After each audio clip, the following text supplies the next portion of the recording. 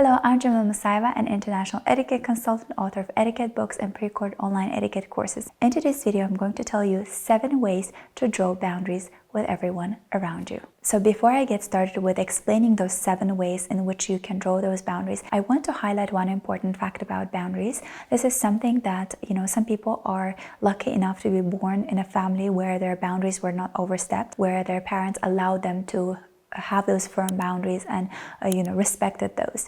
Others were not so fortunate enough and they grew up in families where these boundaries were constantly erased, overstepped, neglected. They forgot about their personal boundaries. Regardless of what your situation is, if you're fortunate enough or unfortunate enough, the good news is that you can learn to draw boundaries. This is a skill set that can be learned, that can be attained, that can be grown. It's almost like a muscle that you need to work out.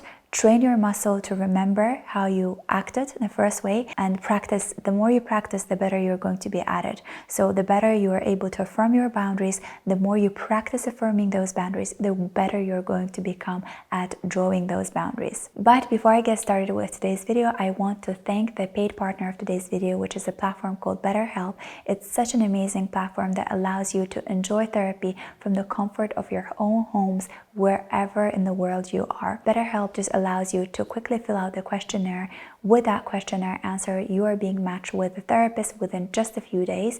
If you didn't match with your therapist, you can easily switch to another therapist until you find the right match for yourself. And I think that's the best part of this platform, that it allows you to find your own therapist.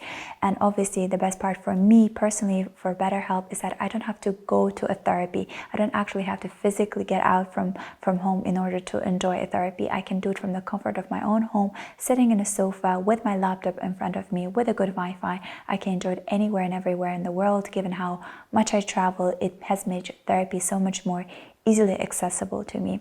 Also, what I personally love is that they have a special journal inside that you can actually write out your thoughts, and also their group sessions on different topics. And so you can find the group session that is clicking with the issue that you're facing, and you can join that and discuss it with like-minded people or people that are going through the same thing as you are. If you are someone who is struggling or you think you might need a therapy, I highly encourage you to check out Betterhelp. It has a link in the description box below, or go betterhelp.com/Jamila to get 10% off your first month of therapy. The very first thing we need to identify when we want to learn to draw boundaries is to identify a physically comfortable public space for us, or a space for us. There are 4 different spaces. There is an intimate space, which is very close to our body. So usually our family members like parents, grandparents, our children, our spouse can be someone who can access our intimate space. So it's someone that essentially can hug us or give us a kiss. The second space is a personal space. You've probably heard this, when give me some personal space, I need my personal space. So a personal space is a space where we can reach out to someone at basically an arm's stretch. So it could be our teacher, our colleague, our boss, someone where, a good friend of ours, someone who can basically stand at our arm length. The second space is our social space. That is basically where we are standing with all the other people. If it's say a concert, if it's a networking event, we're standing with other people. It's the social space they're in. They're here in the room somewhere with us. Then there is a public space, which is further away from us. It's usually, if you're watching a TED Talk, someone on a scene and you as a viewer in your seat. So they're within your public space. I think the biggest confusion people have is between intimate and personal space. A lot of people that are in your personal space sometimes feel that they can come closer and step into your intimate space. And that's when the trouble begins. That's when people are, misunderstand each other, or misinterpret each other's body language, mixed messages. So in order to avoid that, in order to make sure that everyone knows where they stand in relationship to you, in your physical presence, you have to draw those boundaries with the people around you. If you don't want that person to come and hug you, you should give your hand for a handshake, stretch your arm for a handshake, therefore allowing that person not to come closer to you. If you don't want to give them a hug or a kiss, you have to first understand what you feel comfortable with. In some cultures, people feel very comfortable standing in each other's intimate space, no issue. This could be acquaintance, doesn't have to be a close family member, and people feel completely comfortable doing that. In other cultures, mostly in Asian cultures, people like to have some distance between each other. So you have to understand who you're dealing with, but also you have to understand what is your comfortable, so to speak, space in which you can let others in. And by identifying what you feel comfortable with, you're able to draw those boundaries with everyone around you. The second way in which you can learn to draw boundaries is through the use of your body language. And I find actually body language to be the most powerful way of drawing those boundaries, because people might not pick up on your verbal cues, but they'll certainly pick up on your body language. We intuitively feel when we're not welcomed. We need to intuitively feel when we cannot come close to a person because of the way that they're projecting it through their body. So some of the ways in which you can shield, so to speak, your body from others to overstep those boundaries, even when we're talking about physical space, that's also a boundary we have to shield. In order to shield yourself from others or block yourself from others, there's some body language techniques like closing your arms if you need to.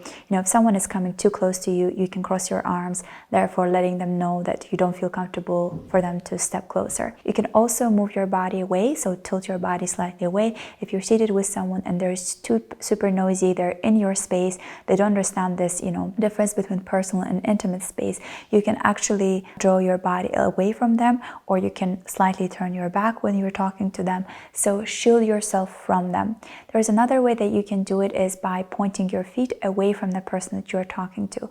So say that you're seated with someone you no longer enjoy their company. You can slightly shift your body away from them with the whole body or just the feet pointing away. So these are the little cues that people pick up unconsciously, understand that you don't want them to be in your space anymore. There's another technique that I taught you earlier is if someone is coming to hug you or kiss you and you don't feel like you want that boundary to be crossed, you can always extend your hand for a handshake, or even if you don't want to have any handshake, you can just keep your hand around your chest area, like in a palm posture like that, in a namaste posture, and just greet them like that, or just do like this. So therefore indicating that they should not overstep the boundary, that physical space that you have between that person and yourself. There are boundaries that we draw physically and there are boundaries that we draw verbally.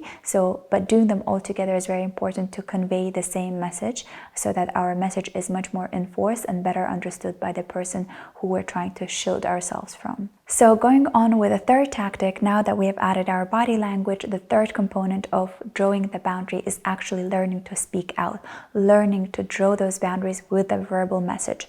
Sometimes I find that a lot of my students are saying that it's much easier to learn to do through body, because our body is actually intuitively reacting. We are not really rationalizing why we're doing what we're doing with our body. It's our unconscious way of protecting ourselves. But so many of us are struggling with trying to verbalize how we feel and to be able to draw those boundaries with the words that we're using. What you have to understand is that when you construct a message or convey the verbal message in a way that is not attacking the person who is, trying to overstep those boundaries, when you identify your feelings rather than pointing on their actions, people take that verbal message much better. So instead of saying, you're being too intrusive, I don't want to talk to you right now, you could say, I'm not feeling like I want to open up at this point. I'm not feeling like sharing with others what I'm going through, so I would like to have some time alone. You are identifying what you are feeling and telling the people around you to, to step away and not be intrusive with their questions or their remarks about your life. It's very important to draw those boundaries with a verbal message, but it's also very important not just how you say your message, but also not what you say, but also how you say your message. So if you have some kind of hesitation, if you are questioning the way you're feeling, if there is some sort of unsureness in what you're saying, people will pick up on it and they will try to push those boundaries again and again. If you say, I don't feel very well today, I would like to be left alone, or I would like to have a calm night tonight, so I don't want to go out. If you say it with a firm tone, without any hesitation, and if you repeat that message a few times, we'll get to this point, people will back off.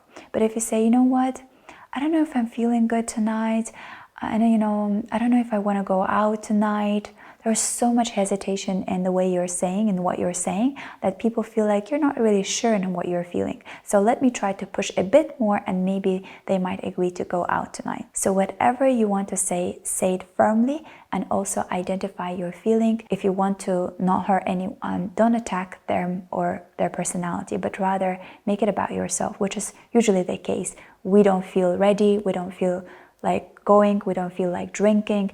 Make it about you and make it firm. Continuing on the topic of the importance of how you say it, you have to master your tone and your pitch. It's very important to keep your tone neutral. So don't try to come off very, very friendly if you're trying to draw strict boundaries between you and the other person. You can add a smile, but your tone has to be firm. And your pitch is very important. When you end the sentence on a high-end pitch, when you end the sentence with a question mark in your tone, it adds hesitation to what you're saying. Therefore, your message will not ever be perceived as being serious, as being the final answer. If someone keeps on offering you to drink and you're like, no, I don't drink, I don't drink. At the end of the day, they feel like maybe you're shy to admit that you're drinking, maybe you're just playing it hard to get and you'll eventually, give up and try another drink. But when you say, no, thank you, I don't drink, and your tone is neutral, you can keep a smile, you have no hesitation in your voice, I guarantee you no one is going to offer you and push you and pressure you to drink, and you can draw those boundaries with all the other things in your life. Your tone can be neutral, you can add a smile, but make sure that you end it on a neutral pitch, not on a high-end pitch, because that adds hesitation to your answer. The fifth important rule in drawing strict boundaries is do not overshare. And I mean it. Do not overshare in person. Do not overshare, particularly online. That never forgets anything. There are screenshots, people forwarding each other things, and even if you regret it after some time and you want to delete it, someone already took a screenshot of that and shared it with others. Be very mindful not to overshare anything personal, anything super private, something that you may regret over time, because once we have allowed people in, once we have opened the curtain to our private life, to everything that is involving us, our family, our partners, our intimate life, it's very difficult to then push people away and say, now no longer I'm going to share that. People feel entitled to things that you already shared. So if you told all and spilled all the tea about your husband or your wife with an acquaintance of yours, it's very normal in a way, expected of them to continue asking you intrusive questions even after some time that you haven't seen them in a while and you haven't spoken in a while. Maybe you no longer feel like you want to share your private things, but people will now get offended as to why is that you don't feel comfortable anymore sharing with me, because last time I saw you a year ago you were telling me all the secrets of your family. So be mindful about what you share. Once you have opened those boundaries, it's very hard to draw them back. So it's key that you learn to establish those boundaries, and if you haven't been able to do that in the past, try to learn to do it now and try to build those boundaries brick by brick every day by allowing yourself to have more privacy, first in person, first actually online, and then in person. Understand that it's so much easier to draw boundaries with people that we don't know really well, with an acquaintance or colleagues, but it's so much more difficult to build boundaries with our family that we have let very close into our intimate or personal space. But it's also doable, it's learnable, but it's done brick by brick. The sixth important way to draw your boundaries and keep them is to be consistent. Building boundaries takes time, takes practice, but it also takes consistency. Like anything that we do in life, in order to get to see the results, we have to be consistent. And with drawing boundaries, I realized, also with drawing boundaries with my kids, this is something that I've learned. If you are not consistent with your boundaries, your kids will overstep them. It's also their way of trying to see how much they can push you as a parent to do what they want you to do. So if we have strict bedtime at 9 p.m., they're trying to find all kinds of ways to push that bedtime to 10 p.m., if possible to 11 p.m. And if I, as a parent, I'm not strict and consistent, and if I'm not really sure that I want my kids to be at bed by 9 p.m., I'm going to be hesitant. They're going to try to find ways to sway me, and I will be swayed. And once I have been swayed once, they will know now they can use this method on me to try to sway their bedtime. I've learned this as a parent, and now I've learned this as a teacher when I'm trying to teach my students to draw boundaries is whatever you're trying with your parents, with your spouse, with your partner, with your colleague, you have to be consistent in what boundary you're drawing. So for example, you don't like discussing financial matters with your colleagues. You're not comfortable talking about your salary with others. You don't want to learn about theirs. But that's really important. It's really important that you understand, if you're not comfortable talking about money, about your own money, then don't ask questions money related to your colleagues, because you're overstepping that boundary. You're creating that conversation, so you're passing through that scary zone, and by doing so, you're basically allowing them, giving them a green flag to overstep yours and ask you a question in return. So how much money do you make? If you don't feel comfortable talking about something, don't ask the person about that. If you don't feel comfortable talking about money, you should not be talking about it with colleague A, B, C, D, no one. It's a strict no-no for you, and everyone should know that. You have to repeat your boundaries with others consistently, because people forget and people find ways to be creative in trying to overstep those boundaries. If you are firm in constructing those boundaries, if you're firm in keeping them, then you'll be successful in having those boundaries. And you can practice this with your home, with people in your home, with people at work, with your romantic partners, whoever it might be. The first important thing is knowing where you stand firmly and repeating that message. I also find it important, now that I've been doing a lot of podcasts and interviews, an interviewer will find a way to get an answer to a question they want.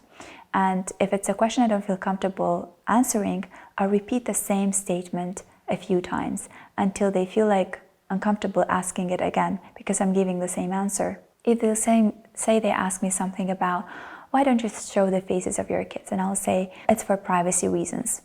And they'll say, but why not? I'll say, it's for privacy.